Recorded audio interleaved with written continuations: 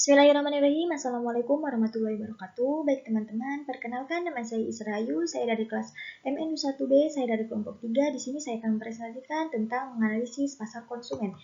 Nah, berikut ada nama anggota kelompok saya. Yang pertama ada Doni Irawan, Hikmah Fauzia, Isra Hayu, Ina Pujiana Yuniar, Meliana Halim, dan Rahma Aliatunisa.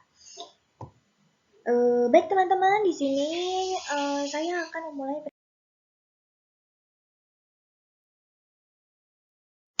Oke, baik teman-teman, di sini masuk ke dalam materi. Nah, di sini ada pemasaran yang berhasil mengharuskan perusahaan berhubungan dengan pelanggan mereka.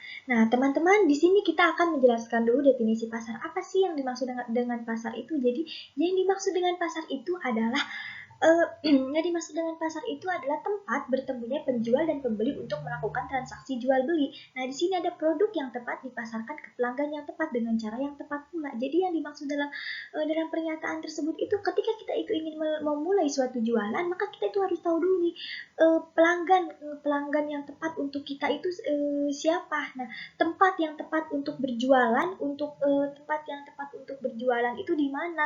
Yang ramai dikunjungi yang ramai dikunjungi oleh konsumen itu di mana nih? Nah, di sini ada apa sih yang dimaksud perilaku konsumen? Jadi yang dimaksud dalam perilaku konsumen itu adalah studi di mana individu, kelompok, dan organisasi itu untuk melakukan membeli menggunakan barang ataupun jasa untuk bisa memuaskan keperluan dan kebutuhan mereka. Nah, di sini ada faktor yang mempengaruhi perilaku konsumen. Jadi yang pertama itu ada faktor budaya. Nah, di dalam faktor budaya ini ada yang namanya kultur dan subkultur. Nah, di dalam kultur dan subkultur ini di dalamnya itu ada kelompok keagamaan, kelompok ras, kelompok geografis, dan lain-lain. Nah, di sini saya akan mengambil contoh dalam kelompok keagamaan.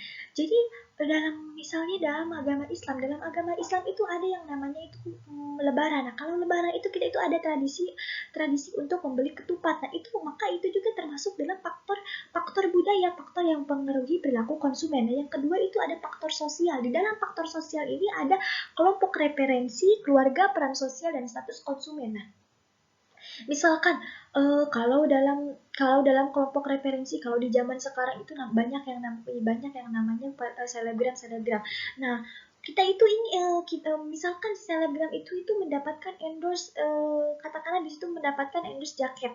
Nah, kita itu sebagai si follower selebgram tersebut, kita itu menjadikan si selebgram tersebut itu untuk menjadi referensi untuk membeli jaket itu. Nah, yang ketiga itu ada faktor pribadi. Faktor pribadi itu ada usia, tahap dan siklus hidup, pekerjaan, dan keadaan ekonomi dan lainnya.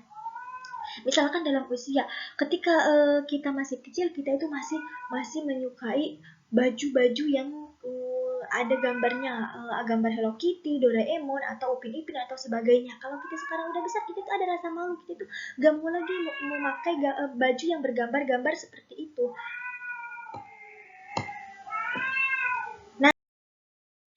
Nah, di sini ada proses psikologi kunci. Nah, jadi proses psikologi kunci itu adalah titik awal di mana kita itu mengetahui perilaku konsumen melalui model respon rangsangan. Rangsangan pemasaran dan lingkungan memasuki kesadaran konsumen, dan sekelompok psikologis itu dan sekelompok psikologis itu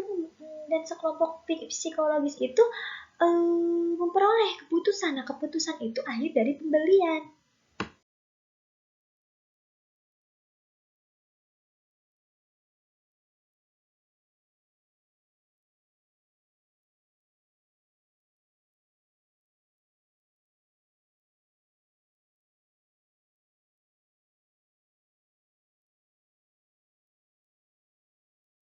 Nah, di sini ada motivasi.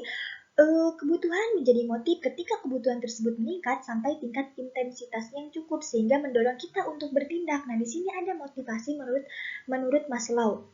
Nah, jadi ketika kita itu membutuhkan, ketika kita itu sudah bisa makan, rumah sudah mewah, atau rumah sudah terjamin lah gitu. Nah, maka kebutuhan kita itu meningkat. Kita ingin nih, kita rumah sudah punya dan makan juga sudah cukup, maka kita itu ingin nih membutuhkan keamanan kita tuh, maka di situ kita butuhlah satpam. Akhirnya sampai kebutuhan kita meningkat adalah akhir dari kebutuhan aktualisasi diri. Nah, kebutuhan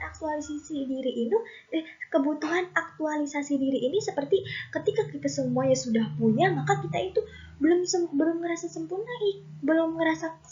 Kenapa belum ngerasa sempurna? Karena di situ kita itu belum menunjukkan jati diri kita kepada masyarakat. Maka di situ kita itu ada nih rasa ingin mencalonkan sebagai bupati atau merasa ingin mencalonkan sebagai lurah dan sebagainya. Nah, di sini ada persepsi. Persepsi merupakan bagaimana kita mandang dunia. Jadi yang dimaksud dalam bagaimana kita mandang dunia itu adalah proses di mana memilih, mengatur, menerjemahkan informasi agar bisa menciptakan gambar dunia yang berarti. Nah, di sini ada persepsi lebih penting daripada realitas. Kenapa persepsi lebih penting daripada realitas? Karena persepsi yang mempengaruhi perilaku aktual konsumen. Nah, di sini ada 4 macam-macam persepsi. Yang pertama ada atensi selektif. Atensi selektif itu proses sebagian besar rangsangan. Nah, yang kedua itu ada distorsi selektif. Nah, distorsi selektif itu cenderung menerjemahkan informasi agar bisa sesuai dengan konsepsi awal konsumen. Nah, yang ketiga itu ada retensi selektif. Retensi selektif itu mengingat poin baik dari produk yang disukai dan melupakan poin dari pesaing. Nah, yang keempat itu ada persepsi bawah sadar. Jadi persepsi bawah sadar itu ketika kita itu membeli suatu barang, kita itu tidak diingatkan barang tersebut itu belinya di mana, tapi kita itu simpan di otak kita, oh barang tersebut itu belinya di sini nih. Jadi seperti itu ya teman-teman. Baik teman-teman, di sini ada pembelajaran. Apa sih yang dimaksud dalam pembelajaran itu? Jadi yang dimaksud dalam pembelajaran itu adalah proses bagi para individu untuk bisa memperoleh pengetahuan dan pengalaman untuk bisa membeli suatu barang. Nah, di sini ada pembelajaran berasal dari interaksi dorongan, motivasi, rangsangan, pertanda, dan respon dan penguatan. Pendekatan populer dari pembelajaran itu ada 3. Yang pertama itu ada teori pengkondisian klasik. Nah, yang dimaksud dalam teori pengkondisian klasik itu yaitu respon yang tidak sengaja. Terus yang kedua itu ada teori pengkondisian instrumental. Nah, yang disebut teori pengkondisian instrumental itu adalah sikap sukarela. Nah, yang ketiga itu ada teori pembelajaran melalui pengamatan. Nah, ketika kita itu ingin membeli suatu barang, maka kita itu dapat referensi dari orang. Maka itu yang disebut dalam teori pembelajaran melalui pengamatan. Nah, di sini ada memori. Memori terbagi menjadi 2. Yang pertama ada jangka pendek, yang kedua ada jangka panjang. Jadi, memori jangka pendek itu misalkan ketika ada teman kita itu menanyakan di situ misalkan menanyakan tas yang kita beli. Itu tas belinya di mana? Karena kita itu banyak tas dan kita itu berbeda-beda toko, tas tersebut itu belinya di mananya. Jadi kita itu lupa tas itu tuh belinya di mana. Nah, kalau yang jangka panjang itu selalu ingat. Ketika ada teman kita mencari referensi kepada kita, itu tasnya beli di mana, kita tuh ingat, oh tas itu belinya di toko ini nih. Nah, jadi gitu ya teman-teman. Di sini ada asosiasi merek terdiri dari semua pikiran, perasaan, persepsi, citra, pengalaman, kepercayaan, sikap, dan lain-lain. Nah, jadi ketika kita itu sudah membeli suatu barang, maka kita itu ada pikiran untuk membeli barang tersebut, perasaan terhadap barang tersebut, persepsi, citra, pengalaman membeli barang tersebut, gitu ya teman-teman. Nah, baik teman-teman, di sini ada proses pembelian model 5 tahap. Yang pertama, tahap pertama itu ada pengenalan masalah. Nah, ketika kita itu ingin membeli suatu barang, maka kita itu harus tahu nih, ketika kita membeli barang tersebut itu kira-kira ada masalah enggak ya gitu.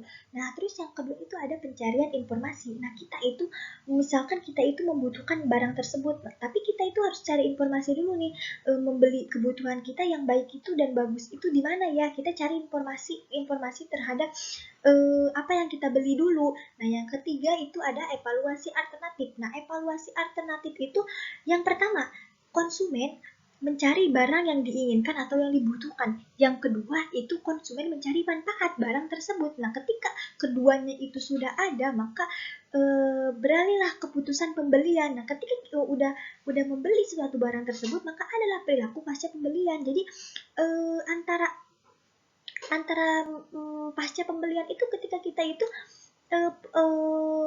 antara puas atau tidak terhadap barang tersebut.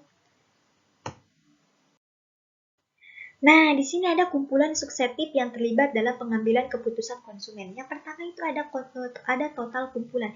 Jadi ketika kita itu sudah mengumpulkan niat, untuk sudah mengumpulkan semuanya agar bisa membeli barang tersebut, maka adalah kumpulan kesadaran untuk membeli barang tersebut. Karena barang tersebut itu lagi banyak promo, maka kita itu ingin membeli barang tersebut. Nah, ada kumpulan pertimbangan. Pertimbangan itu, kalau misalnya kita ingin membeli barang tersebut, uang kita cukup nggak ya untuk membeli barang itu? Nah, terjadilah kumpulan pilihan. Misalkan di situ kita itu ingin membeli tas. Nah, di tas tersebut itu ada dua warna yang bagus, ada warna hitam dan warna biru misalkan. Nah, ini kita itu mau membelinya warna yang mana ya yang bagus. Nah, kalau misalnya kita itu udah sering udah punya banyak tas yang warna hitam, maka kita itu di situ memilih si warna yang biru itu. Nah, maka ketika kita udah memilih barang tersebut, akhirnya ada keputusan untuk membeli.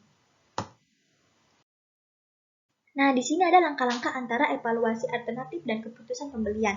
Yang pertama itu ada evaluasi alternatif. Jadi, di sini evaluasi alternatif itu konsumen mencari barang yang diinginkan atau yang dibutuhkan. Yang kedua itu konsumen mencari manfaat dari barang tersebut. Nah, ketika keduanya sudah ada, maka adalah niat untuk membeli barang tersebut. Nah, dalam niat untuk membeli barang tersebut itu ada dua faktor.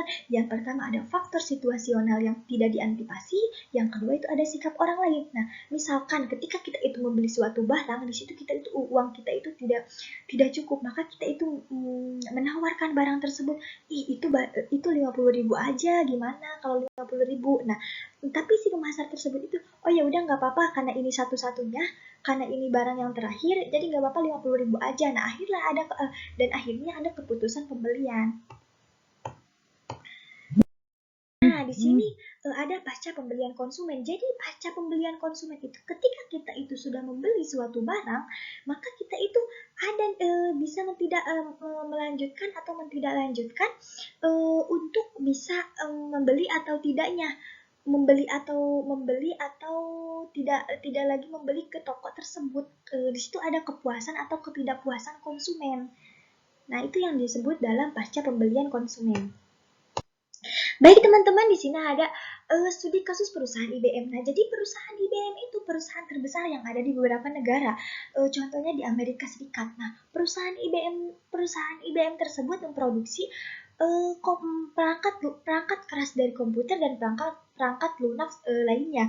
Nah, dalam studi kasus di sini ada perilaku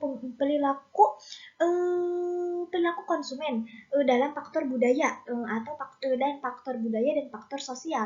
Di sini dalam faktor budaya, perusahaan IBM tersebut cara mempromosikannya itu tidak dengan budaya yang ada di negara-negara. Di sini dalam di negara Eropa, perusahaan IBM ini tidak melakukan promosinya itu tidak sesuai dengan budaya yang ada di Eropa. Kalau budaya yang ada di Eropa itu melakukan promosinya itu dengan cara adanya kampanye, sedangkan perusahaan IBM itu tidak dengan kampanye. Nah, baik teman-teman, sekian presentasi dari saya. Kurang lebihnya mohon dimaafkan. Wassalamualaikum warahmatullahi wabarakatuh.